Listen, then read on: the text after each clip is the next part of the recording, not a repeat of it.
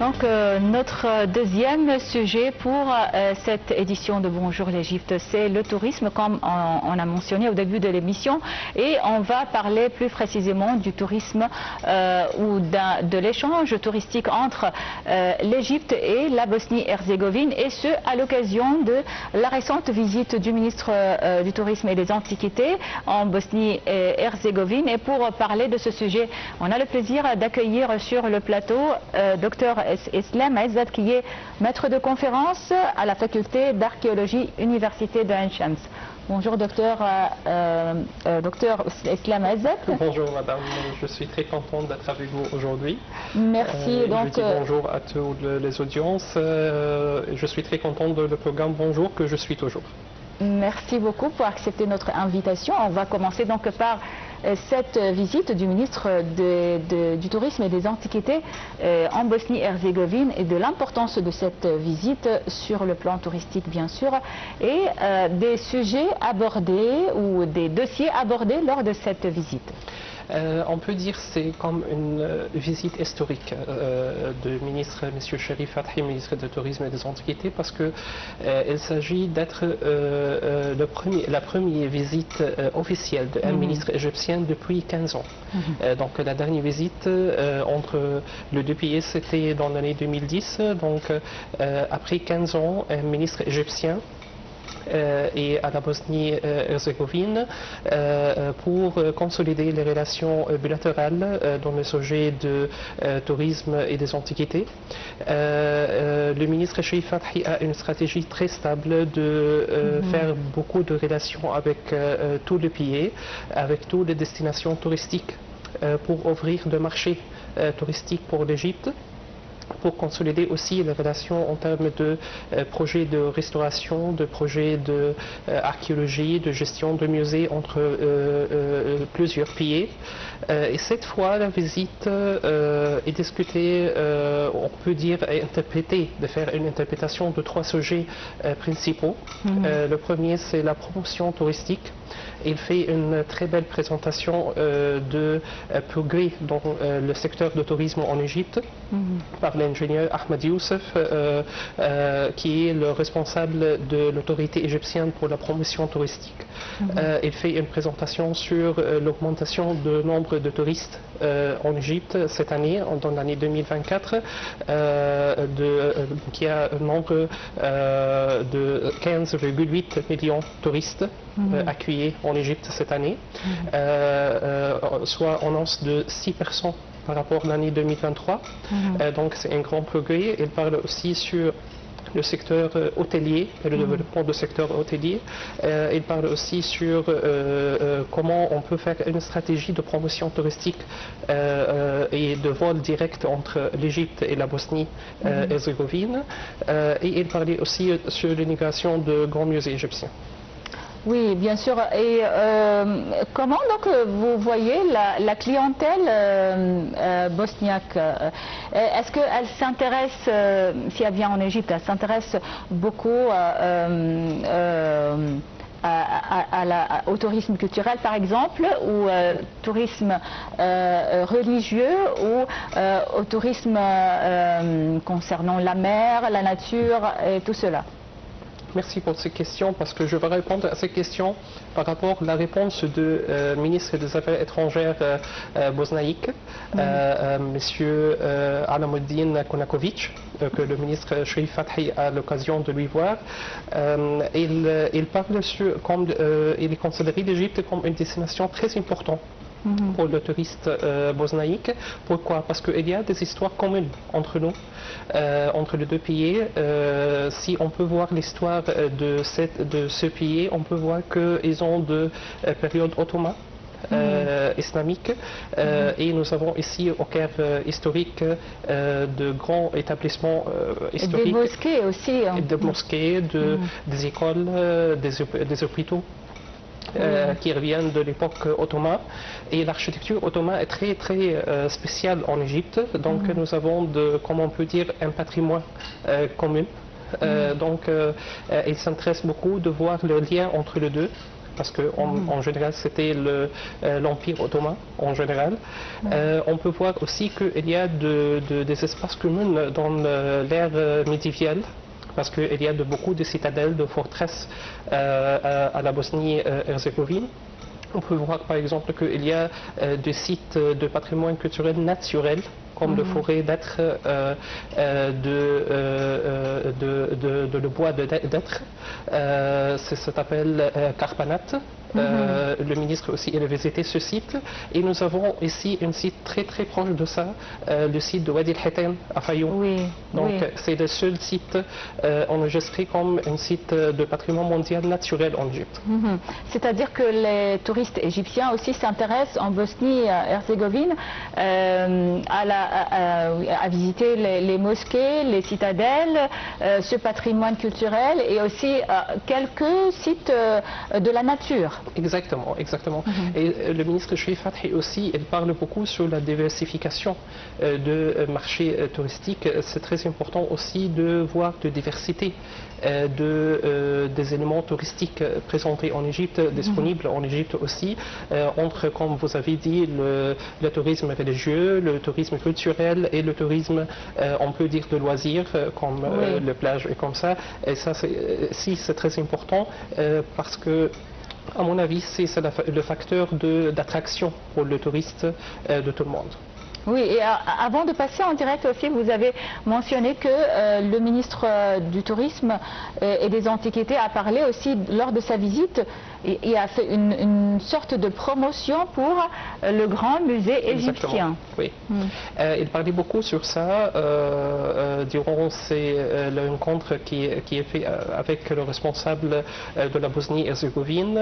Il a fait 4 réunions très importantes avec le plus important à mon avis, c'était avec le maire de Sarajevo, la capitale de Pied. Il a parlé sur l'inauguration de grand musée égyptien qui aura lieu le 1er novembre 2025, Inch'Allah. Il parlait sur la spécialité du grand musée égyptien, comme on peut dire toujours, c'est le cadeau de l'Égypte vers le monde.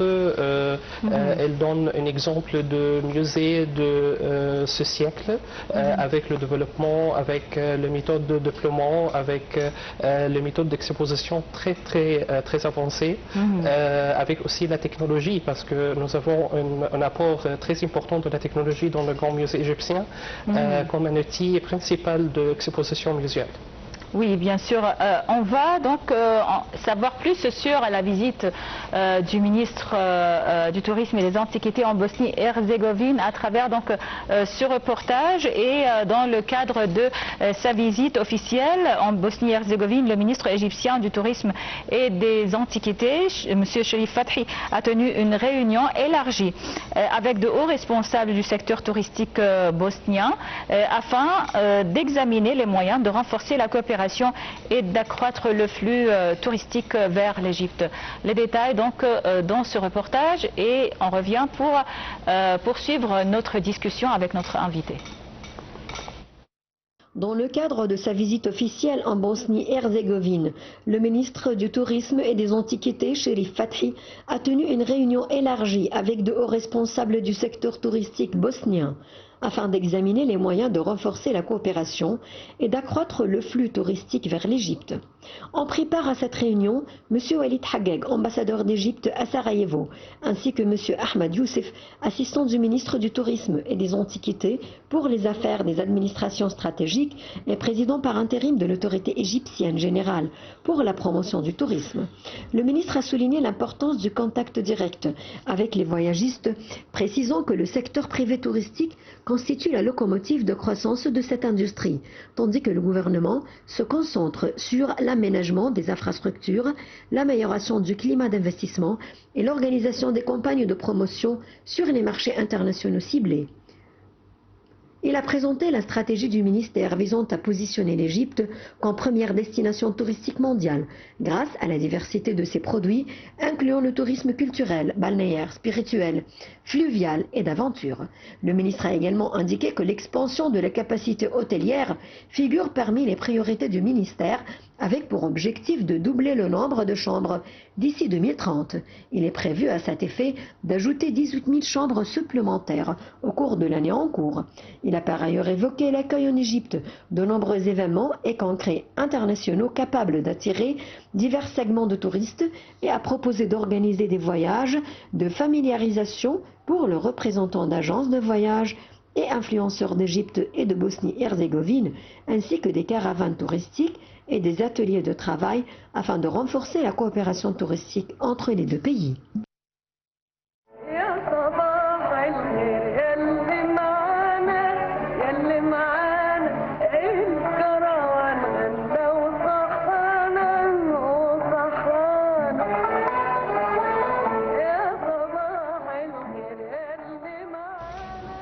Donc de retour sur le plateau pour poursuivre cet entretien avec Dr Islam Izzat, qui est maître de conférence à la faculté d'archéologie, université de Ain Shams. Et donc on vient de voir, de regarder ce reportage sur la visite du ministre égyptien du tourisme et des antiquités en Bosnie-Herzégovine. Il paraît qu'il y avait plusieurs activités. Ils ont même donc décidé d'ateliers de travail entre l'Égypte et la Bosnie-Herzégovine concernant le tourisme. Exactement.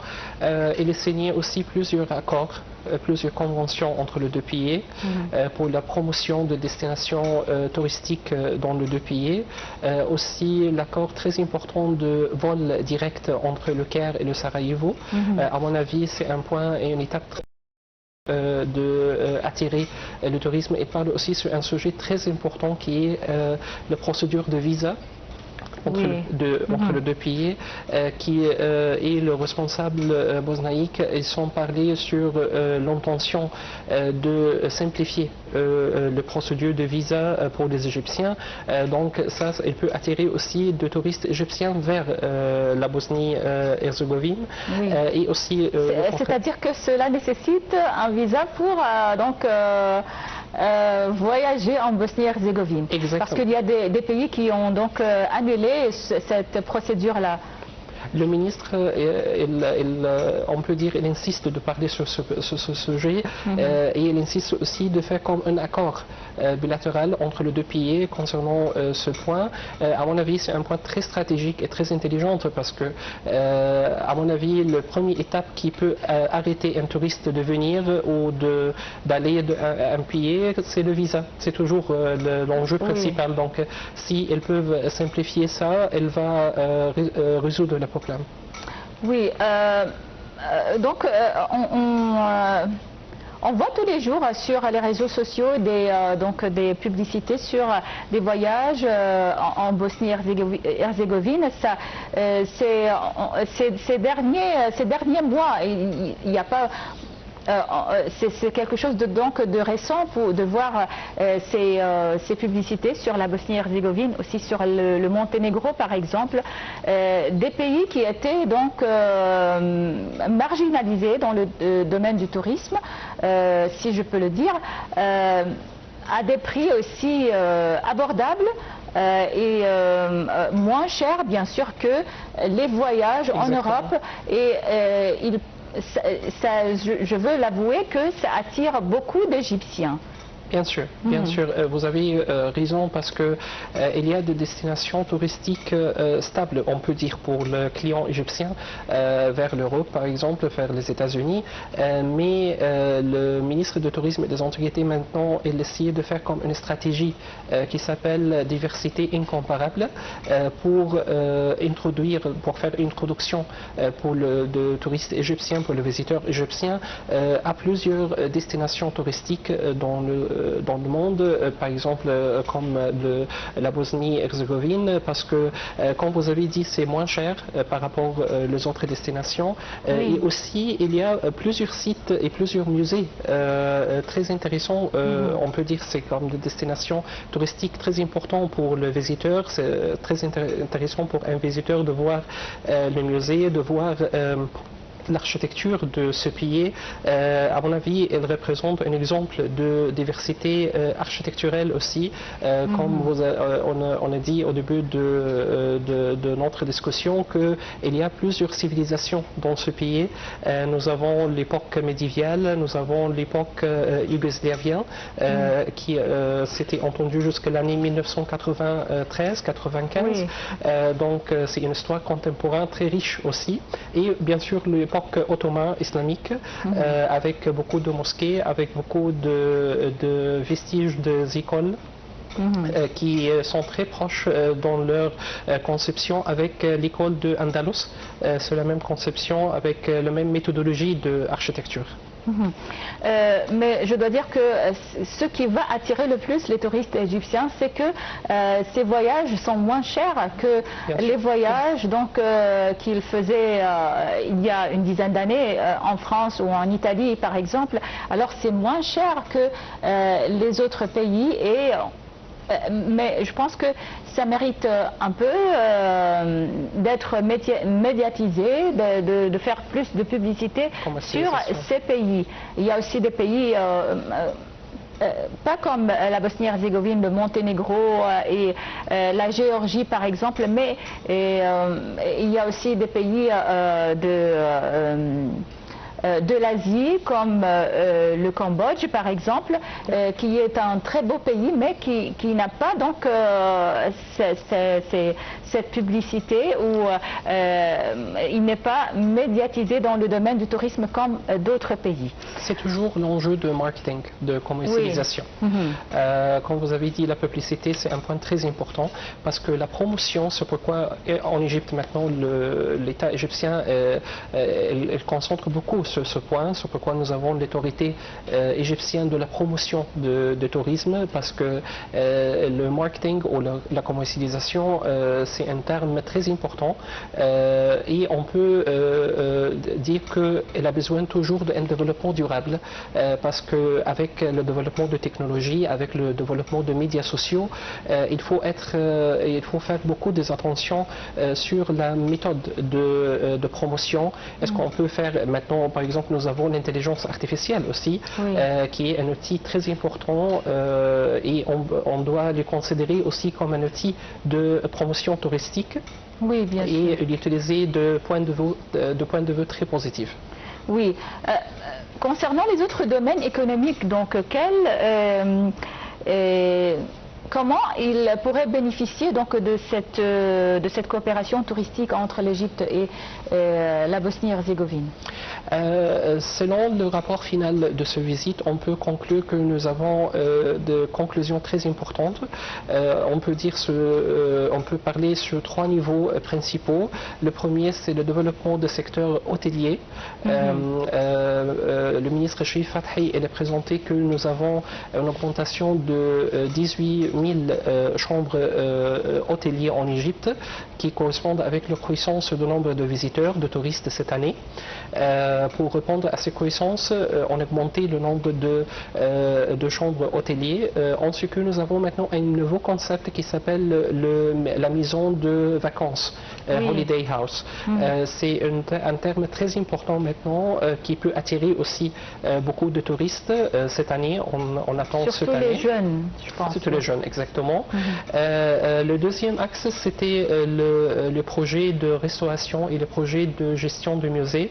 Maintenant, l'Égypte a une expérience très importante dans la gestion de musées et la modalité de gestion de musées. On peut transférer cette expérience aussi à Bosnie-Herzégovine et les autres pays qui peuvent tirer importance de cette expérience. Le troisième niveau, c'est la diversité, on peut dire c'est la diversité de destinations touristiques.